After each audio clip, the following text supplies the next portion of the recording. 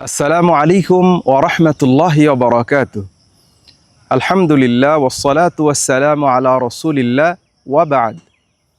সুপ্রিয় দর্শক মণ্ডলী, আরবি মুহররম মাসের 10 তারিখ, যা আমাদের নিকটে আশুরা হিসেবে পরিচিত, এই দিনটির ধর্মীয় এবং ঐতিহাসিক অনেক গুরুত্ব রয়েছে। রাসূলুল্লাহ সাল্লাল্লাহু আলাইহি ওয়াসাল্লাম মক্কা মুকাররমা থেকে মদিনা মুনাওয়ারায় হিজরত করলেন। সেখানে গিয়ে দেখলেন ইয়াহুদিরা এই দিনটিতে রোজা রাখে। তাদেরকে জিজ্ঞাসা করা হলে তারা বলল, আনজাল্লাহু মূসা কওমাহু, এই দিনটিতে আল্লাহ রাব্বুল আলামিন মূসা আলাইহিস সালাতু ওয়াস সালামকে তার দলবল সহ মুক্তি দিয়েছিলেন, সেই জন্য আমরা রোজা রাখি। রাসূলুল্লাহ সাল্লাল্লাহু আলাইহি ওয়াসাল্লাম বললেন, নাহনু আহাক্কু বিমূসা, ইয়াহুদিদের চেয়ে আমরাই মূসা আলাইহিস সালাতু ওয়াস সালামের ব্যাপারে অধিকতর অধিকার রাখি। তিনি নিজে রোজা রাখলেন এবং সাহাবায়ে কেরামকে রোজা রাখার আদেশ দিলেন।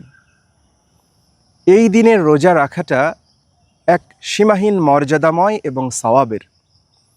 রাসূলুল্লাহ সাল্লাল্লাহু আলাইহি ওয়াসাল্লাম বলেছেন, সিয়ামু ইয়াউমি আশুরা আহতাসিবু আলাল্লাহি আন ইউকাফিরা আস-সানাতাল্লাতী ক্বাবলাহু,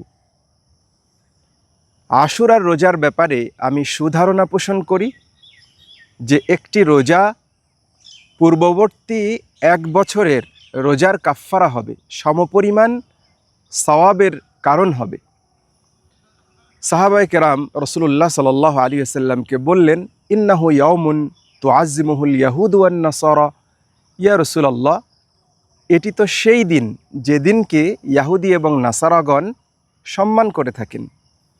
রাসূলুল্লাহ সাল্লাল্লাহু আলাইহি ওয়াসাল্লাম বললেন, ফাইদা কানাল আমুল মুকবিল ইনশাআল্লাহু সুমনা ইয়াউমাত তাসিআ, আগামী বছর যদি আমি বেঁচে থাকি তাহলে ইনশাআল্লাহ 9 তারিখের দিনও রোজা রাখব।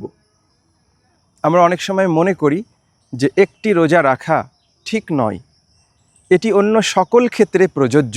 রাসূলুল্লাহ সাল্লাল্লাহু আলাইহি ওয়াসাল্লাম শুধুমাত্র আশুরার সিয়ামের ব্যাপারে যেহেতু আগ্রহ প্রকাশ করেছিলেন যে 10 তারিখের পাশাপাশি 9 তারিখ রোজা রাখবেন, সে কারণে মুহাদ্দিসিন কেরাম এবং ফুকাহায়ে আযমগণ বলেছেন, আশুরার রোজার ক্ষেত্রে শুধুমাত্র একটি না রেখে নবীজির প্রত্যাশা অনুযায়ী 9 তারিখ এবং 10 তারিখ অথবা 10 এবং 11কে সংযুক্ত করাটাই উত্তম হবে।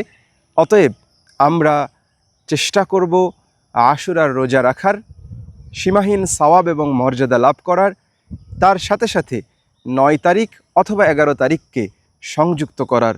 আল্লাহ রাব্বুল আলামিন এই সীমাহীন মর্যাদাময় রোজায় আমাদের সকলকে অংশগ্রহণ করার তৌফিক দান করেন। আল্লাহুম্মা আমিন। ওয়াসসালামু আলাইকুম ওয়া রাহমাতুল্লাহি ওয়া বারাকাতুহু।